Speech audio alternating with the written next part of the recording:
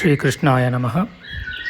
ವಸುದೇವಸುತಂ ದೇವಂ ಕಂಸಚಾಣೂರಮರ್ದನಂ ದೇವಕೀ ಪರಮಾನಂದಂ ಕೃಷ್ಣಂ ವಂದೇ ಜಗದ್ಗುರುಂ. ಬ್ರಹ್ಮಸ್ಥಾನ ಸರೋಜಮಧ್ಯವಿಲಸಚ್ಛೀತಾಂಶು ಪೀಠಸ್ಥಿತಂ ಸ್ಫೂರ್ಜತ್ಸೂರ್ಯರುಚಿಂ ವರಾಭಯಕರಂ ಕರ್ಪೂರಕುಂದೋಜ್ವಲಂ ಶ್ವೇತಸ್ರಗ್ವಸನಾನುಲೇಪನಯುತಂ ವಿದ್ಯುದೃಚಾ ಕಾಂತಯಾ ಸಂಶ್ಲಿಷ್ಟಾರ್ಧತನುಂ ಪ್ರಸನ್ನವದನಂ ವಂದೇ ಗುರುಂ ಸಾದರಂ. ಶ್ರೀ ಗುರುಭ್ಯೋ ನಮಃ. ಲಂಬೋದರಂ ಪರಮಸುಂದರಮೇಕದಂತಂ ರಕ್ತಾಂಬರಂ ತ್ರಿನಯನಂ ಪರಮಂ ಪವಿತ್ರಂ ಉದ್ಯದ್ದಿವಾಕರಕರೋಜ್ವಲಕಾಯಕಾಂತಂ ವಿಘ್ನೇಶ್ವರಂ ಸಕಲವಿಘ್ನಹರಂ ನಮಾಮಿ. ತ್ವಾಂ ದೇವ ವಿಘ್ನದಲನೇತಿ ಚ ಸುಂದರೇತಿ ಭಕ್ತಿಪ್ರಿಯೇತಿ ಸುಖದೇತಿ ಫಲಪ್ರದೇತಿ ವಿದ್ಯಾಪ್ರದೇತ್ಯಗಹರೇತಿ ಚ ಯೇ ಸ್ತುವಂತಿ ತೇಭ್ಯೋ ಗಣೇಶವರದೋ ಭವನಿತ್ಯಮೇವ. ಶ್ರೀ ಮಹಾಗಣಪತಯೇ ನಮಃ. ಯಾ ಕುಂದೇಂದು ತುಷಾರಹಾರಧವಳ ಯಾ ಶುಭ್ರವಸ್ತ್ರಾವೃತ ಯಾ ವೀಣಾ ವರದಂಡಮಂಡಿತಕರ ಯಾ ಶ್ವೇತಪದ್ಮಾಸನ ಯಾ ಬ್ರಹ್ಮಾಚ್ಯುತಶಂಕರಪ್ರಭೃತಿಭಿರ್ದೇವೈಃ ಸದಾ ವಂದಿತಾ ಸಾ ಮಾಂ ಪಾತು ಸರಸ್ವತೀ ಭಗವತಿ ನಿಶ್ಶೇಷಜಾಡ್ಯಾಪಃ. ಶ್ರೀ ಸರಸ್ವತ್ಯೇ ನಮಃ. ವೇದಾರ್ಥತತ್ವವಿಶದೀಕರಣೇನ ಪುಂಸಾಂ ಉಚ್ಚೈರ್ಗತಿಂ ಜಗತಿ ಯೋ ದಯಾಯ ವಿಧಾತುಂ ರಮ್ಯಾಂ ಪುರಾಣಪದವೀಂ ಪ್ರಣಿನಾಯ ತಸ್ಮೈ ಲೋಕೇಶವೈಭವಪುಷೇ ಋಷಯೇ ನಮಸ್ತಾತ್. ಜಯತಿ ಪರಾಶರಸೂನುಃ ಸತ್ಯವತಿ ಹೃದಯನಂದನೋ ವ್ಯಾಸಃ ಯಸ್ಯಾಸ್ಯ ಕಮಲಕಲಿತಂ ವಾङ्ಮಯಮೃತಂ ಜಗತ್ಪಿಬತಿ. ಶ್ರೀವ್ಯಾಸಾಯ ನಮಃ. ನಾರಾಯಣಂ ನಮಸ್ಕೃತ್ಯ ನರಂ ಚೈವ ನರೋತ್ತಮಂ ದೇವೀಂ ಸರಸ್ವತೀಂ ವ್ಯಾಸಂ ತತೋ ಜಯಮುದೀರಯೇತ್. ಕನಕರುಚಿದುಕೂಲಃ ಕುಂಡಲೋಲ್ಲಾಸಿಗಲ್ಲಃ ಶಮಿತಭುವನಭಾರಃ ಕೋಪಿ ಲೀಲಾವತಾರಃ ತ್ರಿಭುವನಸುಖಕಾರಿ ಶೇಷಶಾಯೀ ಮುಕುಂದೋ ಪರಿಕಲಿತರಮಾಂಗೋ ಮಂಗಲಂ ನಸ್ತನೋತು. ನಮಾಮಿ ಗೋವಿಂದ ಪದಾರವಿಂದಂ ಸದೇಂದಿರಾನಂದನಮುತ್ತಮಾಡ್ಯಂ ಜಗಜ್ಜನಾನಾಂ ಹೃದಿ ಸನ್ನಿವಿಷ್ಟಂ ಮಹಾಜನೈಕಾಯನಮುತ್ತಮೋತ್ತಮಂ. ನಮಸ್ತೆ ಚಕ್ರಹಸ್ತಾಯ ಶಾನ್ಗಹಸ್ತಾಯ ತೇ ನಮಃ. ನಂದಹಸ್ತಾಯ ತೇ ವಿಷ್ಣೋ ಶಂಖಹಸ್ತಾಯ ತೇ ನಮಃ. ಓಂ ನಮೋ ವಾಸುದೇವಾಯ ನಮಃ ಸಂಕರ್ಷಣಾಯ ಚ ಪ್ರದ್ಯುಮ್ನಾಯ ನಮಸ್ತುಭ್ಯಂ ಅನಿರುದ್ಧಾಯ ತೇ ನಮಃ. ಯಾತ್ವರ ಮಂದರೋದ್ಧಾರೆ ಯಾತ್ವರ ನತರಕ್ಷಣೆ ಮಯ್ಯಾರ್ತೆ ಕರುಣಾಮೂರ್ತೆ ಸಾತ್ವರ ಕ್ವಗತಾಹರೆ ಕ್ಷೀರೋ ದಧಾವ ಮರದಾನ ವಯೂಥಪಾನ ಮುನ್ಮತ್ನತಾಮೃತಲಬ್ಧಯ ಆದಿದೇವಃ ಪೃಷ್ಟೇನ ಕಚ್ಚಪವಪುರ್ವಿದಧಾರ ಗೋತ್ರಂ ನಿದ್ರಾಕ್ಷಣೋದ್ರಿ ಪರಿವರ್ತಕ ಶಾಣಕಂಡೂಃ. ಓಂ ಕೂರ್ಮಾಯ ನಮಃ. ಪ್ರಿಯ ಬಾಂಧವರೇ, ನಮ್ಮ ಈ ಶ್ರೀ ಲಾಲೀಕೃಷ್ಣ ಚಾನಲ್ಗೆ ಸ್ವಾಗತ. ಹಿಂದಿನ ವಿಡಿಯೋದ ಮುಂದುವರಿದ ಭಾಗವಾದ ಇಂದಿನ ವಿಡಿಯೋದಲ್ಲಿ ನಾವು ಶ್ರೀ ಕೂರ್ಮಪುರಾಣದ 69ನೆಯ ಅಧ್ಯಾಯದ ದ್ವಿತೀಯಾಂಶದ ವಿಚಾರ ಮಾಡೋಣ. ಈ ಅಧ್ಯಾಯದಲ್ಲಿ ಗೃಹಸ್ಥಾಶ್ರಮಿಗಳು ಅವಶ್ಯವಾಗಿ ಆಚರಿಸುವ ವಿಶೇಷ ಧರ್ಮಗಳ ವಿಚಾರ ಮಾಡೋಣ. ಶ್ರೀಕೃಷ್ಣಾಯ ನಮಃ. ವ್ಯಾಸಮುನಿಯು ಹೇಳುತ್ತಾನೆ, ದುಃಖವನ್ನುಂಟು ಮಾಡುವ ವೈರವನ್ನು, ವಿವಾದವನ್ನು ಮತ್ತು ಚಾಡಿಕೋರತನವನ್ನು ಮಾಡಬಾರದು. ಮತ್ತೊಬ್ಬನ ಕ್ಷೇತ್ರದಲ್ಲಿ ಮೇಯುತ್ತಿರುವ ಗೋವನ್ನು ಬೇರೊಬ್ಬನಿಗೆ ತಿಳಿಸಬಾರದು. ಅಶೌಚವಂತನೊಡನೆ ವಾಸ ಮಾಡಬಾರದು. ಮರ್ಮಸ್ಥಾನದಲ್ಲಿ ಯಾರನ್ನೂ ಸ್ಪರ್ಶಿಸಕೂಡದು. ಸೂರ್ಯಬಿಂಬದ ಸುತ್ತಲೂ ಇರುವ ಮಂಡಲ, ಕಾಮನಬಿಲ್ಲು, ಶವಾಗ್ನಿ ಇವುಗಳನ್ನು ಬೇರೊಬ್ಬನಿಗೆ ಹೇಳಿ ತಿಳಿಸಬಾರದು.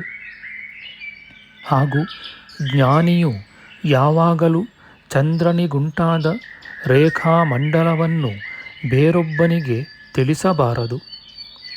ಮತ್ತು ಬಹುಜನರೊಡನೆ ಯಾವಾಗಲೂ ವಿರೋಧವನ್ನು ಮಾಡಬಾರದು. ತನಗೆ ಪ್ರತಿಕೂಲವಾದುದನ್ನು ಬೇರೆಯವರಿಗೆ ಮಾಡಬಾರದು. ಪಕ್ಷದ ತಿಥಿಯನ್ನು ಹೇಳಬಾರದು. ನಕ್ಷತ್ರಗಳನ್ನು ಮಾತ್ರ ನಿರ್ದೇಶಿಸಬೇಕು. ದ್ವಿಜೋತ್ತಮನು ರಜಸ್ವಲೆಯೊಡನೆಯೂ ಅಶುಚಿಯೊಡನೆಯೂ ಭಾಷಣ ಮಾಡಬಾರದು. ಮತ್ತು ದೇವತೆ, ಗುರು, ವಿಪ್ರರಿಗೆ ಕೊಡುತ್ತಿದ್ದ ದಾನವನ್ನು ನಿಷೇಧಿಸಬಾರದು. ತನ್ನನ್ನು ತಾನು ಪ್ರಶಂಸೆ ಮಾಡಬಾರದು. ಪರನಿಂದೆಯನ್ನು ವರ್ಜಿಸಬೇಕು. ಹಾಗೂ ವೇದಗಳ ಮತ್ತು ದೇವತೆಗಳ ನಿಂದೆಯನ್ನು ಪ್ರಯತ್ನಪೂರ್ವಕವಾಗಿ ಬಿಡಬೇಕು. ಮುನಿಶ್ರೇಷ್ಠರೇ, ಯಾವ ದ್ವಿಜನು ದೇವತೆಗಳನ್ನು, ಋಷಿಗಳನ್ನು, ವಿಪ್ರರನ್ನು ಅಥವಾ ವೇದಗಳನ್ನು ನಿಂದಿಸುವನೋ ಅವನಿಗೆ ಶಾಸ್ತ್ರಗಳಲ್ಲಿ ಎಲ್ಲಿಯೂ ಪ್ರಾಯಶ್ಚಿತ್ತವು ವಿಹಿತವಾಗಿರುವುದಿಲ್ಲ. ಗುರು, ದೇವತೆ ಮತ್ತು ಇತಿಹಾಸ ಪುರಾಣಾದಿಗಳಿಂದ ಕೂಡಿದ ವೇದ ಇವುಗಳನ್ನು ನಿಂದಿಸಿದ ಮಾನವನು 100 ಕಲ್ಪಕಾಲ ಸಂಪೂರ್ಣವಾಗಿ ರೌರವ ನರಕದಲ್ಲಿ ಯಾತನೆಯನ್ನು ಅನುಭವಿಸುತ್ತಾನೆ. ಗುರು ಮುಂತಾದವರ ನಿಂದಾ ಪ್ರಸಂಗದಲ್ಲಿ ತಾನು ಸುಮ್ಮನೆ ಇರಬೇಕು. ಒಂದು ಉತ್ತರವನ್ನು ಹೇಳಬಾರದು. ಕಿವಿಗಳನ್ನು ಮುಚ್ಚಿಕೊಂಡು ಬೇರೆ ಕಡೆಗೆ ಹೋಗಬೇಕು. ಹಾಗೆ ನಿಂದಿಸುವವರನ್ನು ನೋಡಬಾರದು. ಮತ್ತು ಯಾವಾಗಲೂ ರಹಸ್ಯ ಸಂಗತಿಗಳನ್ನು ಬಿಡಬೇಕು. ಪರರ ರಹಸ್ಯಗಳನ್ನು ರಕ್ಷಿಸಬೇಕು.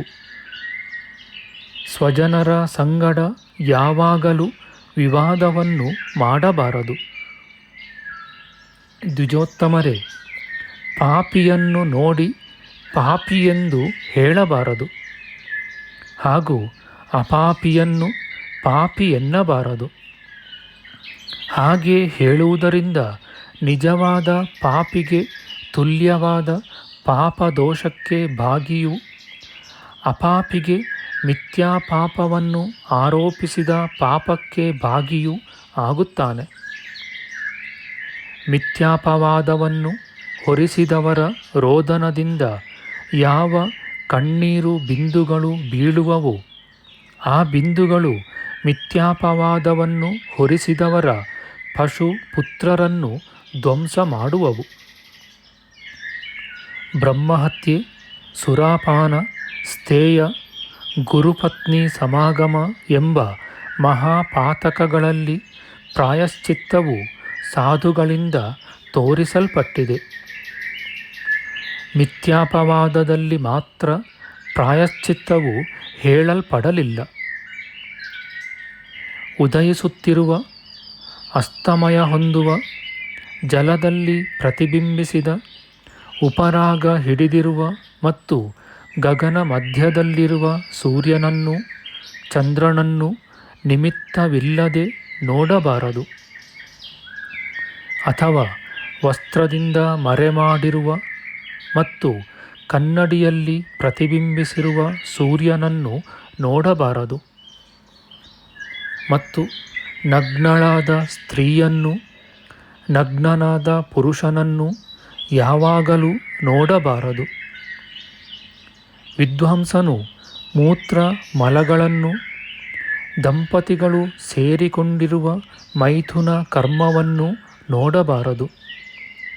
ಮತ್ತು ಅಪವಿತ್ರನಾಗಿರುವ ಸಮಯದಲ್ಲಿ ಸೂರ್ಯ, ಚಂದ್ರ ಮುಂತಾದ ಗ್ರಹಗಳನ್ನು ನೋಡಬಾರದು. ಪತಿತ, ಊನಾಂಗ, ಚಂಡಾಲ, ಉಚ್ಛಿಷ್ಟ ಜನರನ್ನು ನೋಡಬಾರದು. ಮತ್ತು ತಾನು ಉಚ್ಛಿಷ್ಟನೂ ಆವರಣದಿಂದ ಮುಚ್ಚಿರುವವನೂ ಆಗಿದ್ದು ಪರರನ್ನು ಕುರಿತು ಸಂಭಾಷಿಸಬಾರದು. ಪ್ರೇತ ಸ್ಪರ್ಶ ಮಾಡಿದವನನ್ನು ಸ್ಪರ್ಶ ಮಾಡಬಾರದು. ಕ್ರುದ್ಧನಾಗಿರುವ ಗುರುವಿನ ಮುಖವನ್ನು ನೋಡಬಾರದು. ತೈಲ ಜಲಗಳಲ್ಲಿ ಪ್ರತಿಬಿಂಬವನ್ನು ನೋಡಬಾರದು. ಭುಂಜಿಸುತ್ತಿರುವ ಪತ್ನಿಯನ್ನು ನೋಡಬಾರದು. ಕೂರ್ಪಾಸಾದಿ ಬಂಧನ ಮುಕ್ತವಾದ ಅಂಗವುಳ್ಳವಳನ್ನು ಮತ್ತೋನ್ನತರನ್ನು ನೋಡಬಾರದು. ಪತ್ನಿಯೊಡನೆ ಭೋಜನ ಮಾಡಬಾರದು. ಅಶುಚಿಯಾಗಿರುವ ಭಾರ್ಯೆಯನ್ನು ನೋಡಬಾರದು. ಶೀನು ಆಕಳಿಕೆಗಳಿಂದ ಕೂಡಿರುವವಳನ್ನು, ಯಥಾಸುಖವಾಗಿ ಆಸನದಲ್ಲಿ ಕುಳಿತಿರುವವಳನ್ನು ನೋಡಬಾರದು. ಜಲದಲ್ಲಿ ತನ್ನ ರೂಪವನ್ನು ನೋಡಬಾರದು. ಜಲಾಶಯದ ಕೂಲವನ್ನು, ಶುಭ್ರವನ್ನು ಲಂಘಿಸಬಾರದು.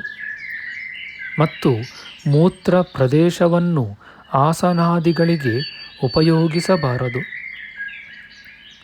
ಶೂದ್ರನಿಗೆ ಶಾಸ್ತ್ರಾರ್ಥ ವಿವೇಕೋಪದೇಶ, ಕೃಶರ, ಪಾಯಸ, ದಧಿ, ಉಚ್ಛಿಷ್ಟ, ಘೃತ, ಮಧು, ಕೃಷ್ಣಾಜಿನ ಮತ್ತು ಹವಿಸ್ಸುಗಳನ್ನು ಕೊಡಬಾರದು. ಬುಧನು ಶೂದ್ರನಿಗೆ ವ್ರತೋಪದೇಶವನ್ನು, ಧರ್ಮೋಪದೇಶವನ್ನು ಕೊಡಬಾರದು.